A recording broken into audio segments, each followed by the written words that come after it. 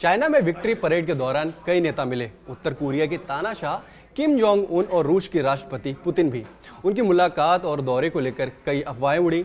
ये तक कहा गया कि किम जोंग उन का जूठा गिलास भी उनके बॉडीगार्ड्स लेकर चले गए। तो भाई अफवाह तो ये भी है कि पुतिन का सुबह वाला माल भी लेकर चले गए।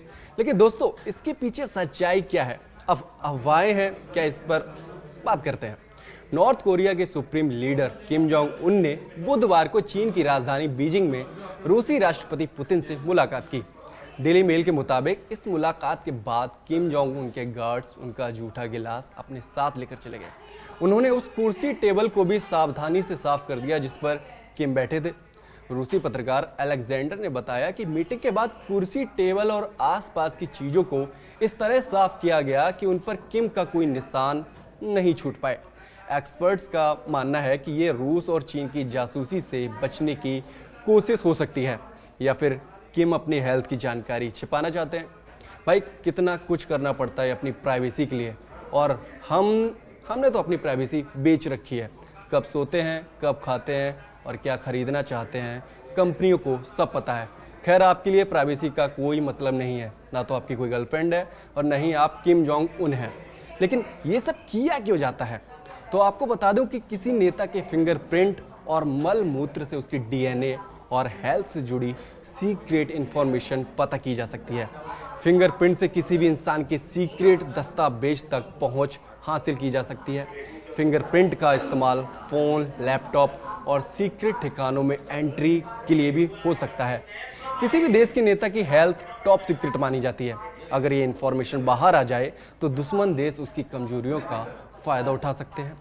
विदेशी एजेंसियां हेल्थ रिपोर्ट लीक कर एक इमेज बना सकती हैं कि राष्ट्रपति कमजोर या बीमार है।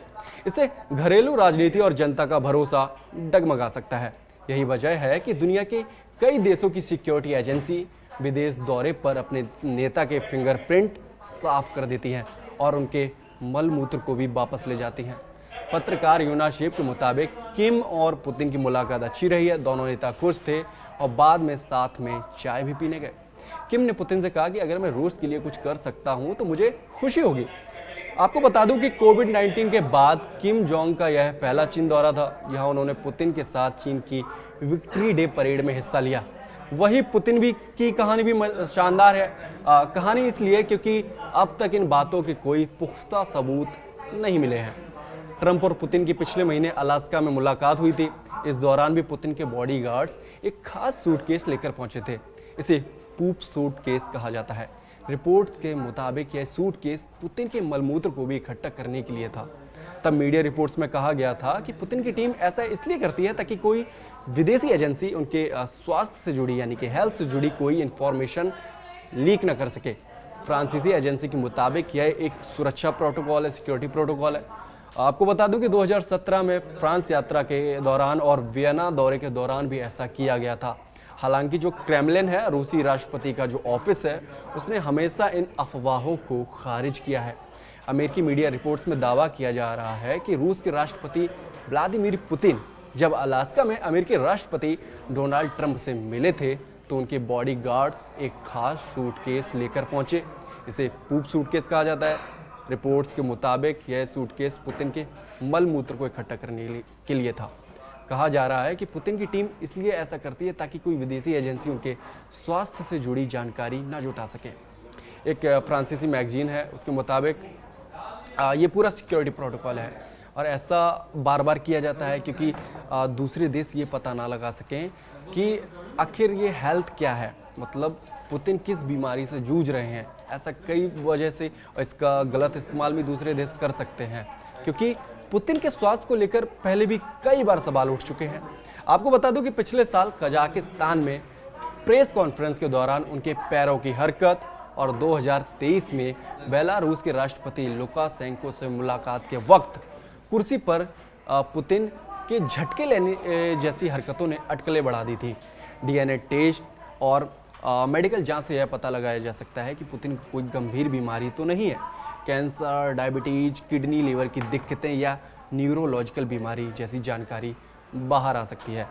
शरीर से निकलने वाले अपशेष में दवाओं के अंश मिलते हैं। इससे पता चल सकता है कि पुतिन कौन सी दवा ले रहे हैं। या किस बीमारी का इलाज करवा रहे हैं। किसी भी देश के नेता का स्वास्थ्य टॉप सीक्रेट होता है। अगर ये जानकारी बाहर आ जाए तो दुश्मन देश उसकी कमजोरी का फुली फ़ायदा उठा सकते हैं।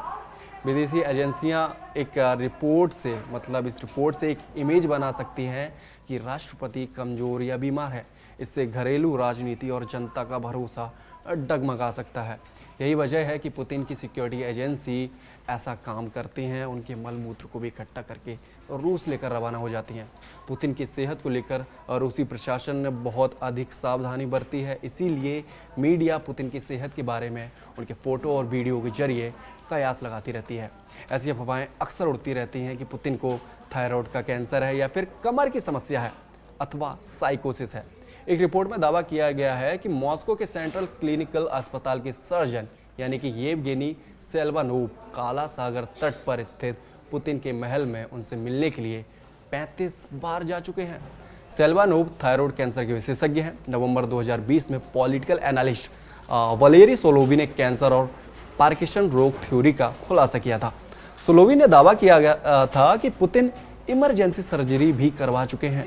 वहीं दूसरी रिपोर्ट में दावा किया गया था कि जब सर्जरी दरअसल कैंसर का ऑपरेशन थी। हालांकि रूसी प्रशासन पुतिन की सेहत संबंधी दावों को खारिज करता रहा है। तो ये कुछ सीक्रेट हैं, माना जाता है कि ये हेल्थ सीक्रेट हैं, इन्हें दूसरे से शेयर नहीं किया जा सकता है क्योंकि दूसरी विदेशी एजेंसियां दूसरे देश इसका गलत इस्तेमाल कर सकते हैं और ख़ासकर पुतिन और किम जोंग उन के लिए ऐसे काम किए जा सकते हैं। तो आप जानते हैं कि ऐसे काम जब किए जाते हैं तो दूसरे देशों से बचाने के लिए किए जाते हैं, चाहे वो पूप सूटकेस हो, चाहे उनका जूठा गिलास हो, कुछ भी नहीं छोड़ा जाता है, एक फिंगर प्रिंट भी नहीं।